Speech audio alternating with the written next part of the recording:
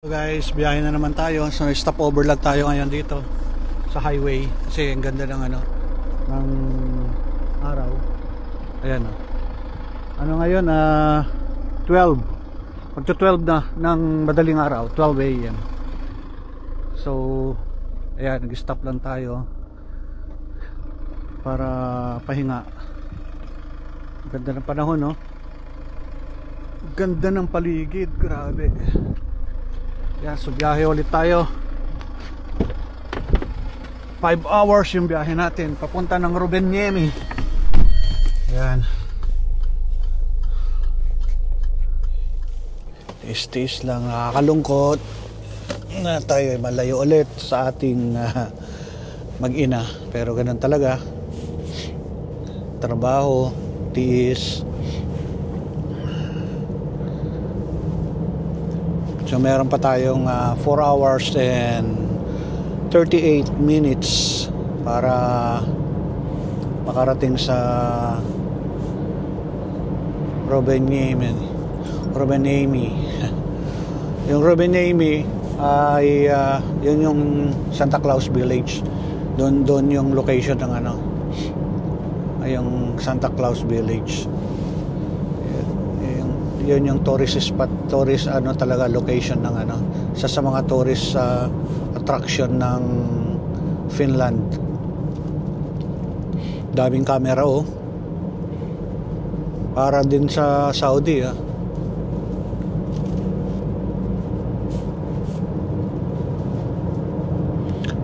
Time check, magto 12 na pala. Magto 12 pa lang pala.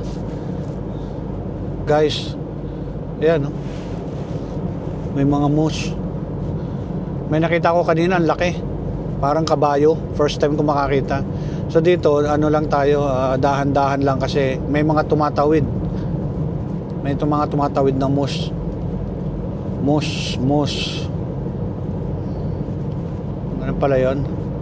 Parang di ko maano Parang kasi laki ng kabayo na malaking deer. Parang ganun yung itsura niya.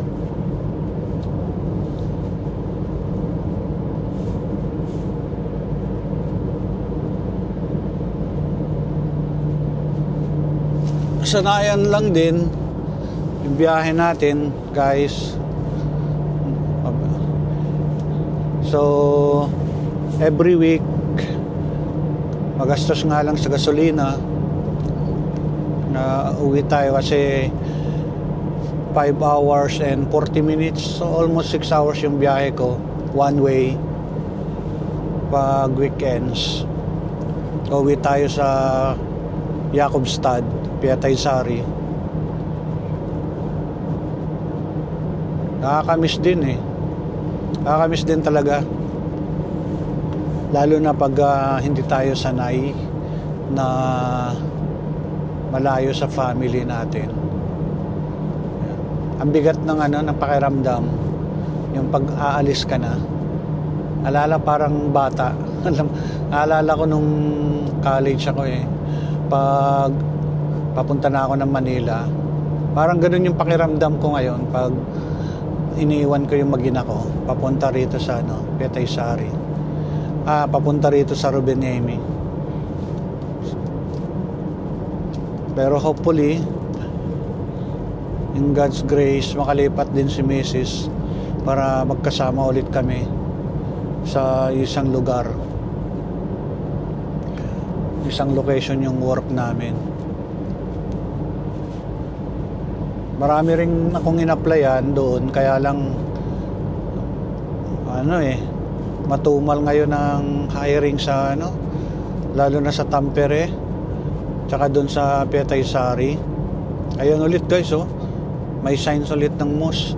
May mga tumatawid dito. Yan. So lang tayo, dahan-dahan kasi malaki yun delikado. So kailangan natin dahan-dahan lang dito na area para kung may tatawid man, makakapreno tayo kaagad.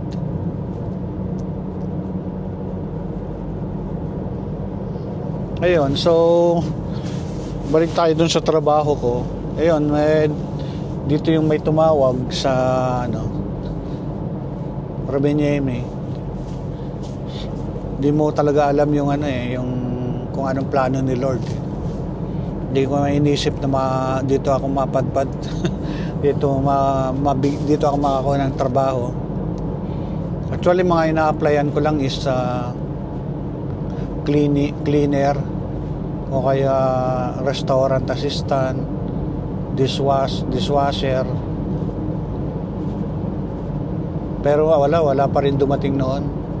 So ewan ko, ito binigay ni Lord sa isang travel agency ako na natanggap sa HR department. So kinuha ko na kasi full time siya, tapos pasok naman siya sa work experience ko. So alam talaga ni Lord kung saan ka ilalagay. Alam na yung desire ng heart natin. Although yun lang, medyo malayo, pero diba, sabi ko nga tiis lang. At least mahalaga, pinag-pray natin yung work magkaroon tayo. So binigay ni Lord. So yung mga iba pang situations ay kailangan natin tanggapin, magkaroon tayo ng wisdom, magkaroon tayo ng matuto tayong magkaroon ng patience, tsaka yung pinaghihirapan natin. Di naman lahat yan ibibigay ni Lord na na ganun na lang na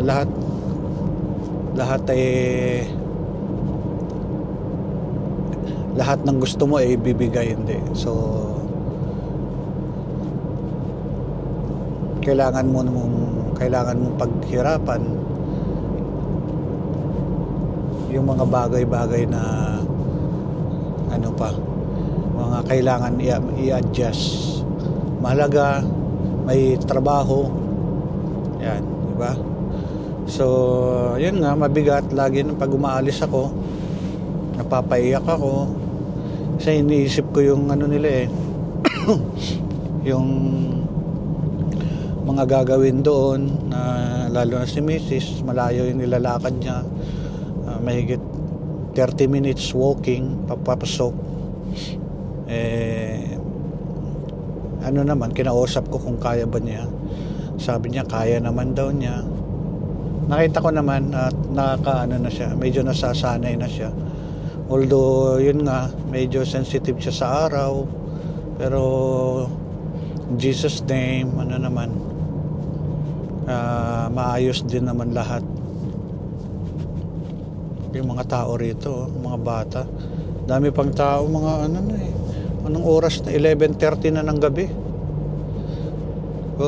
Maliwanag pa, guys. Summer na kasi dito, so pahaba ng liwanag ngayon.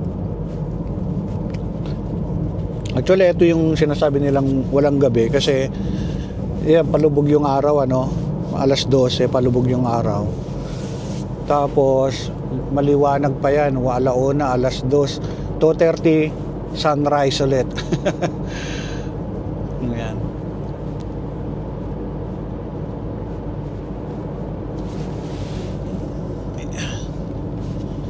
Yun yan, para makita nyo naman ako habang kausap ko kayo.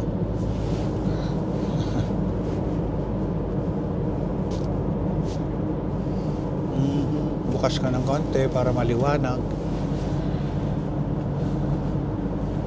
Ayun, naka-t-shirt na lang ako kasi di na siya ganun kalamig 12 degrees Celsius ngayon sa labas. So tama na lang sa amin yan. Di na siya ganun kalamig. Naantok na ako. Buti na lang may dala akong kape. Tuwing nabiyahe ako, nagtitimpla na ako sa bahay para pampagising. Muusok pa.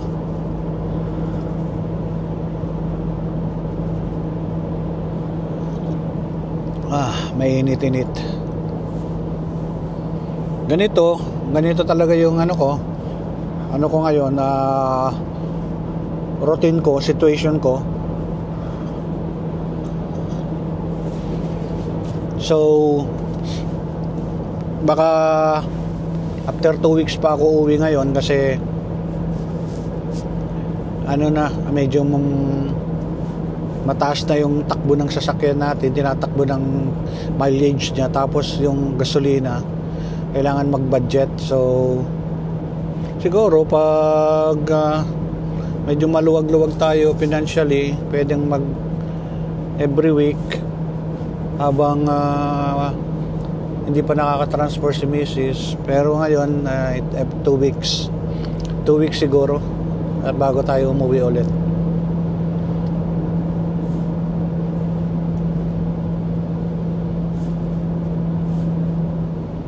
Ganda ng panahon. Biruin mo, itong lugar na to, puting-puti. Grabe, di mo akalain na magkakaroon ng ganitong yung ganyan na panahon, yung ganyan. Diba? Oh. Pag snow, puro yan, puro puti lahat yung na yan. Akala mo masikip yung daan, puro puti lahat yan. Lahat ng paligid. Lalo na dito sa Robeniemi, North Pole. Nasa north na kasi, nasa na kami, taas.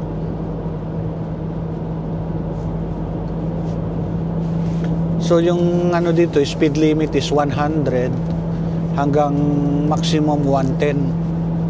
Ayan. Kung makita nyo, madalas ganito talaga yung kalsada pag mga ganitong oras na. Wala masyadong sasakyan. Ayan, may sign na naman ng signage ng MOS. Wala talagang masyadong sasakyan dito, 2, 3. Yan lang yung makakita mong bumabiyahe pag mga ganitong oras.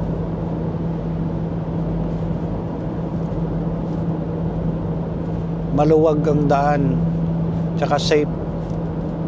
Yun lang, mag-iingat sa mga tumatawid na mga hayop tulad ng moose, deer.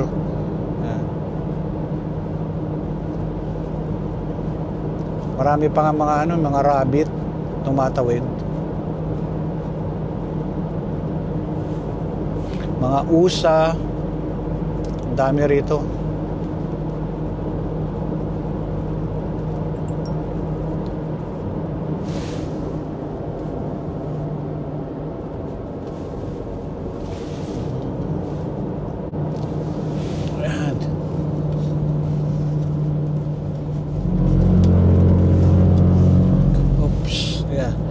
Paano guys, update ko na lang ulit kayo mamaya o sa mga susunod na vlog. Tignan ko kung idagdag ko na lang dito yung makapag-ako sa sentro. Kung hindi ay hanggang dito na lang. Syempre. Ayun, so just comments below kung meron kayong mga tanong. Ito yung buhay namin sa Finland. Sa akin, ganito yung ko ngayon, work situation. So maraming dito sa Finland, maraming istorya ng bawat isa. So okay naman dito guys. Yun lang, laban lang talaga kahit saan naman lugar. So hanggang dito na lang at maraming salamat sa panunod nyo. So comment lang kayo kung may gusto kayo, may mga katanungan at sasagutin ko. Thank you guys and God bless.